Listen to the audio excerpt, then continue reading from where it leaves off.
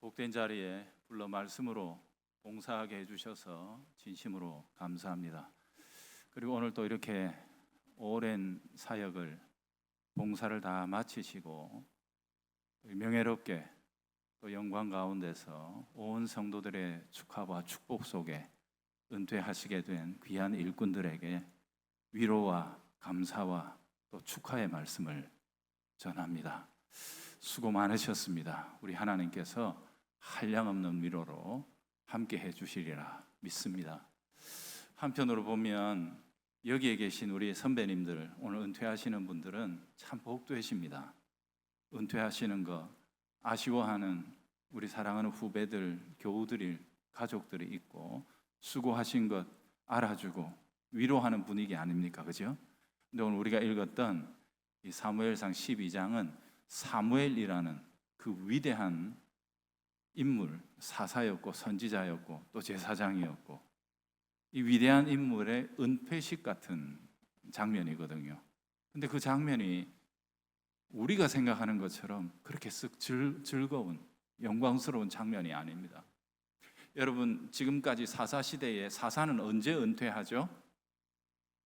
죽음과 함께 은퇴를 합니다. 근데 살아서 사사직을 내려놓는 사무엘의 마음은 정말 황망하고 가슴 아프기 그지없었습니다. 왜 그랬을까요?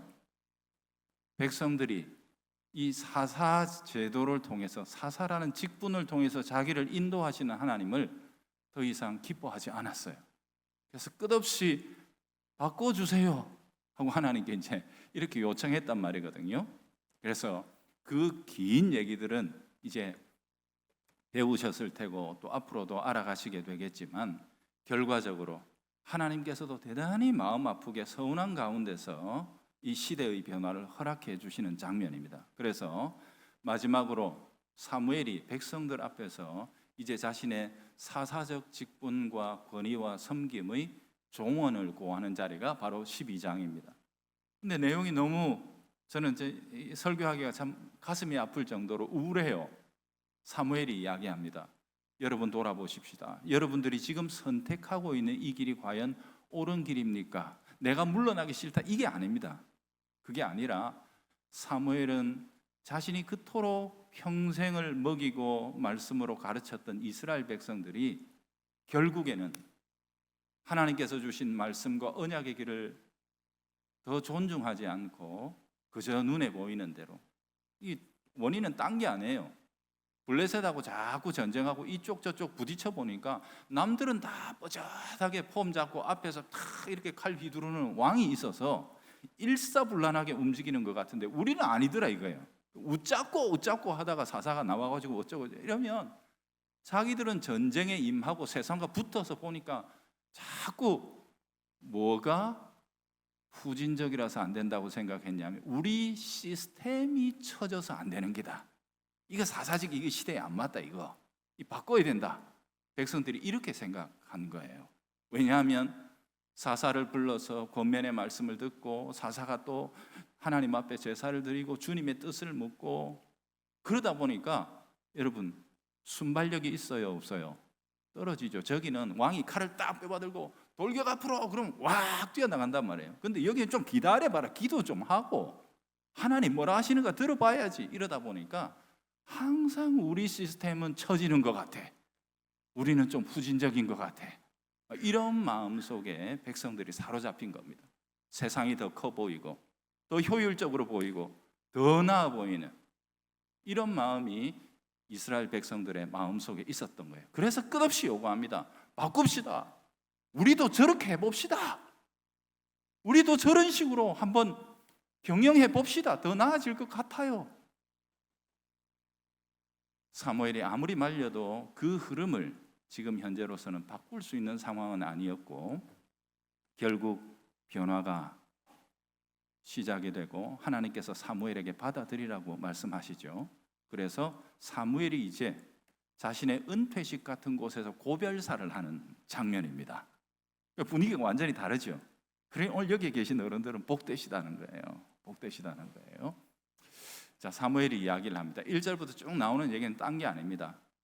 내가 여러분을 섬기는 데 있어서 무슨 비리가 있었거나 혹은 부족함이 없었거나 내가 열심히 안 했거나 그런 게 있나? 백성들의 마음은 이미 다 돌아서 있어요. 그죠? 당신 아이고 됐습니다. 다 알겠습니다. 근데 그 표정들을 보면 알잖아. 당신은 정직했습니다. 잘했지요. 누가 못했다 합니까? 근데 백성들의 마음속에 담긴 실제 내용은 뭡니까? 우리 시스템이 처진다니까요. 쟤들이 더 낫다니까요. 세상을 보면서 지금 이 마음이 쭉 깔려 있는 거예요. 그래서 앞에서 계속해서 이야기하는 사무엘의 증언은 이렇게 생각하고 있는 이스라엘 백성들의 마음을 계속해서 돌리고자 하는 시도입니다. 서글프게도 그는 은퇴식의 장면 속에서도 백성들의 마음을 바꾸어주고 그들이 하나님 앞에 돌이켜 마음을 곧게 할 수 있도록 봉사하는 거예요. 참 마음이 아프죠. 그래서 사무엘은 이야기합니다. 요지가 간단합니다. 지금껏 그러면 여러분들이 출애굽할 때부터 시작해서 지난 수백 년간 여러분들이 그렇게 생각하는 후진적인 체제 속에서 우리가 여기 나라를 이루어 왔는데 왜 우리가 지금까지 이렇게 생존하고 있을까? 거기에는 여러분들이 전혀 생각하지 못하는 창조적이고 영광스러운 변수가 있다. 그게 우리 하나님이다. 하나님께서 하셨다. 하나님께서 지금도 하신다. 그게 지금 사무엘의 고별사의 핵심입니다. 앞에서 쭉 나오는. 그런데 백성들의 얼굴을 보니까 안 듣는 것 같아. 그러니 사무엘이 마음이 답답해서 이야기한다. 지금이 밀베는 때가 아니냐. 이스라엘에 추수할 때는 비가 절대로 안 오는 시기입니다. 건기입니다. 사무엘이 가슴을 치면서 여러분 시스템을 바꾼다고 본질이 바뀌는 게 아닙니다. 세상에서 잘 나가는 원칙과 방법들 가지고 와서 교회에 적용하면 잘 될 그것 아닙니다. 그런데 백성들은 아무도 조금만 더 참자. 저 영감님 물러날 때까지. 이런 얼굴들이란 말이에요. 사무엘이 여호와 하나님 앞에 뜨거운 가슴으로 구합니다. 오늘이 밀베는 때가 아니냐, 비가 절대로 오지 않는 때가 아니냐. 그러나 내 말이 맞고 여러분들의 생각이 틀렸다는 것을 주께서 오늘 우레를 내려 여러분들에게 증거해 주실 것이다. 사무엘이 피할 수 있는 마지막 궁지에 몰려서 더 이상은 아무런 방법이 없을 때 사무엘은 결국 하나님께 호소합니다. 하나님께서 바로 그 순간에 어떻게 하셨죠? 우레를 바라죠. 우레를 바래가지고 정말로 있을 수 없는 일들이 벌어지니까 그 다음에 백성들이 어떻게 해요? 그제사야 엎드려 우리가 죄를 지었습니다. 잘못했습니다. 죽을 것 같거든. 이런 일이 벌어지니까 그 다음에 이어지는 사무엘의 두 번째 고별사, 진짜 고별사가 오늘 우리가 읽었던 이 본문입니다. 백성들이 사무엘에게 요청합니다. 기도해 주세요. 우리가 하나님께 벌을 받아 지금 우레를 내리신 이 하나님 앞에 벌을 받아 죽지 않도록 기도해 주세요 라고 이제 그제서야 빌죠. 그러면서 사무엘이 이스라엘 백성들에게 비로소 그들에게 하고 싶었던 말을 끄집어내놓고 하는 겁니다. 여러분 잊지 마십시오. 시스템이 아니라 하나님이십니다. 하나님이십니다.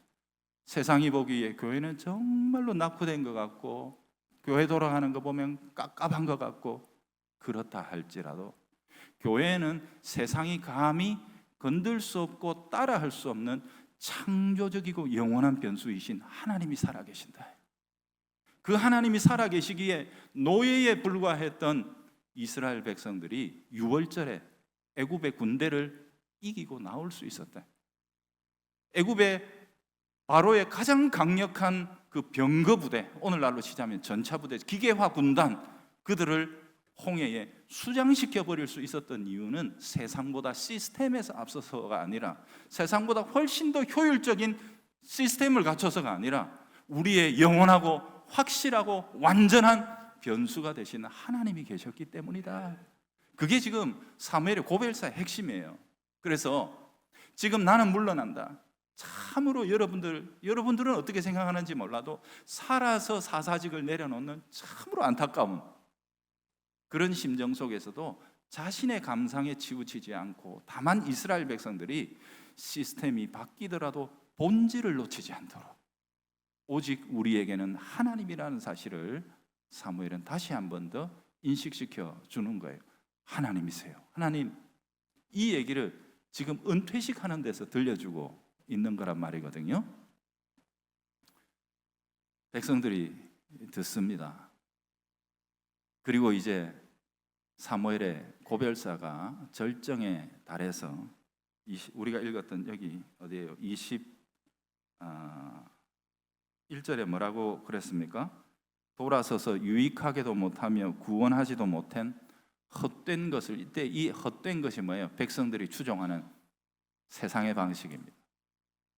더 앞서 보이는 그것들. 보세요. 하나님이 우레만 한번 딱 바라니까 그것들 별거 아니라는 게 순간적으로 확 와닿죠. 그죠? 자, 그런데 여러분, 하나님 나라가, 교회가 운영되는 굉장히 중요한 원리를 여러분들은 아셔야 합니다. 그러면 신앙이 쉬워지려면 하나님이 우리가 착각할 때마다 우레를 바라주시면 참 좋겠죠. 그죠? 아니야 이놈들아 그러면서 우레를 꽉 바라면, 여러분, 그럼 언제 성장합니까? 하나님은 이미, 여러분, 이것은 그 이후로도 그 이전에도 없었던 딱 한 번만 필요한 것입니다. 한 번만 보여주셔도 충분한 것이지요. 이런 것들에 중독이 되면 다음에 우레 내려가지고 이스라엘 백성들이 만족했을까요? 우레, 아이고 뭐 한 번씩 내리는 거잖아.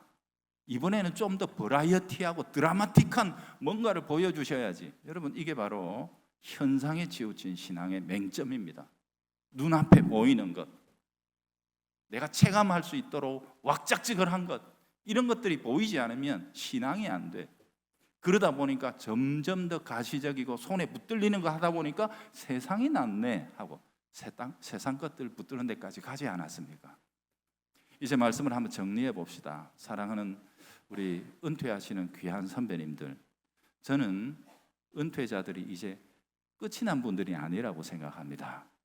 왜냐하면 우리가 생명이 있다라고 할 때 생명이라는 단어를 살생자의 명령명자로 씁니다. 즉 생명이 있다는 말은 살라고 명령을 받은 것을 의미합니다.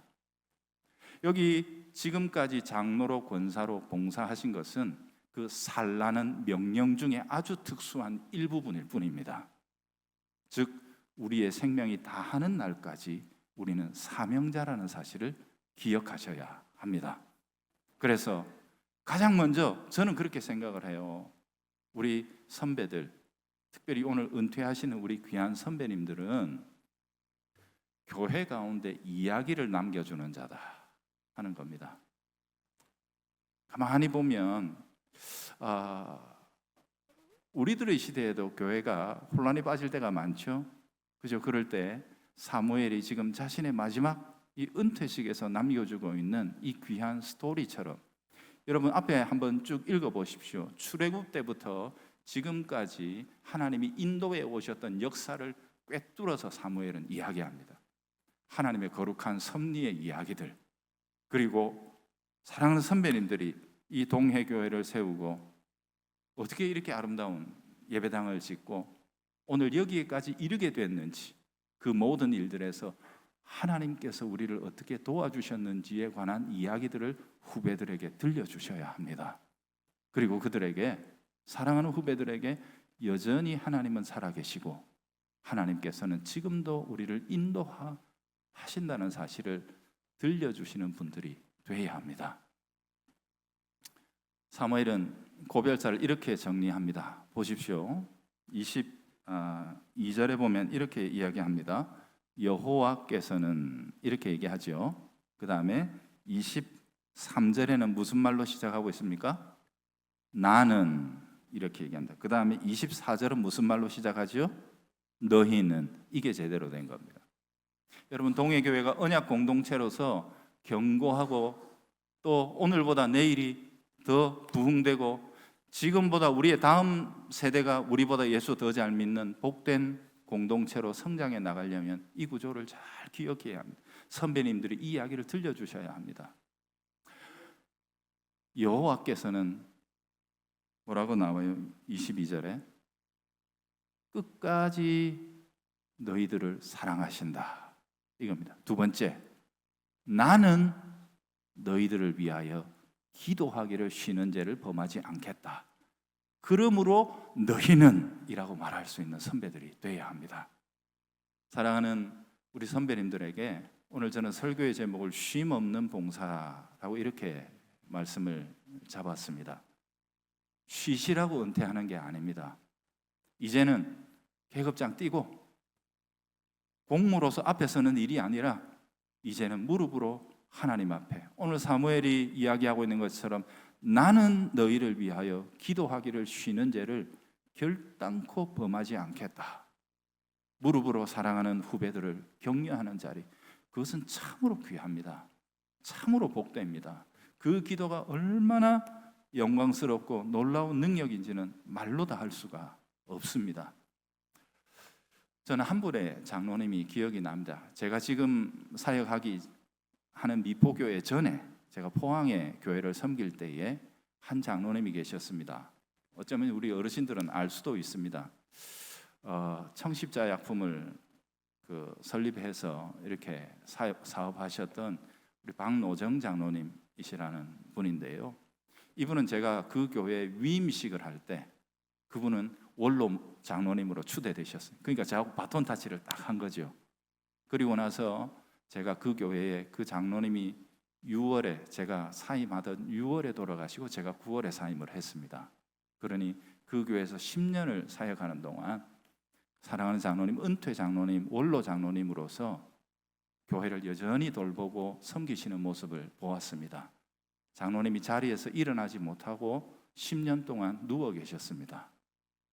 그 장로님이 매주일마다 교회에 결석한 사람들 명단을 받습니다. 받아서 자기는 누워서 시간이 많으니까 하루 종일 전화하십니다. 집사님 왜 빠지셨어요? 지난주 안 보이시대? 무슨 일이 있나? 하나님이 이 장로님에게 복을 주신 게 많았어요. 어려운 가정 구제하고 힘든 가정 불러서 격려하고. 여러분, 그 장로님이 전화기를 들 힘이 있을 때까지 매주일마다 교회에 결석하신 교우들을 전화로 신방하시고 격려하시고 힘을 내라. 교회의 청년들 또 혹은 우리 학생들 행사가 있을 때마다 정성을 담아 격려하시고 후원하시고 성도들에게 덕을 끼치시는 모습을 보았습니다. 그 장로님의 귀한 섬김 속에서 저는 10년의 목회가 너무 행복했고 복되었습니다. 그 교회도 그 기간 동안에 참 많은 복을 받았습니다. 저는 오늘 은퇴하시는 우리 귀한 선배님들을 통해서도 이런 아름다운 소문들이 좀 많이 세워졌으면 좋겠습니다. 은퇴를 영어로 retire라고 합니다. retire. re는 다시라는 뜻이죠. tire는 뭐예요? 쉽게 타이어 갈아 끼운다 생각하시면 됩니다. 지금까지 달려왔던 타이어 갈아 끼우고 새로 하는 겁니다. 새로 하는 겁니다. 이제 기도하는 사역으로 구석구석 찾아다니며 성도들 등 두드려주고 괜찮다고 격려하고 이렇게 후원하는 복된 그리고 후덕한 우리 선배님들이 되시면 은퇴 이후에 더더욱 교회를 위해서 덕스럽게 열매를 맺는 우리 선배님들이 되시지 않을까 생각합니다. 남은 생애 동안 우리 하나님께서 크게 위로하시고 동행하시고 또 주님 앞에 서는 날까지 청춘 같은 마음으로 하나님과 동행하시는 우리 귀한 은퇴자들이 되시기를 바랍니다. 하나님 아버지 감사합니다. 오늘 또 이렇게 긴 세월 주님의 부르심에 매여 내 성질대로 못하고 내 계획대로 못하고 어떻게 하든지 하나님 나라와 교회의 덕을 위해 나를 절제하고 꺾고 접으며 귀한 세월을 섬겼던 주님의 종들이 은퇴합니다. 주님 이들과 동행하셨고 지금도 함께 계시오니 위로해 주옵시고 이들의 남은 생애가 이제는 새로운 모습으로 주를 섬기며 이전보다 더욱더 향기 나는 섬김으로 교회에 유익을 끼칠 수 있도록 은총을 베풀어 주옵소서.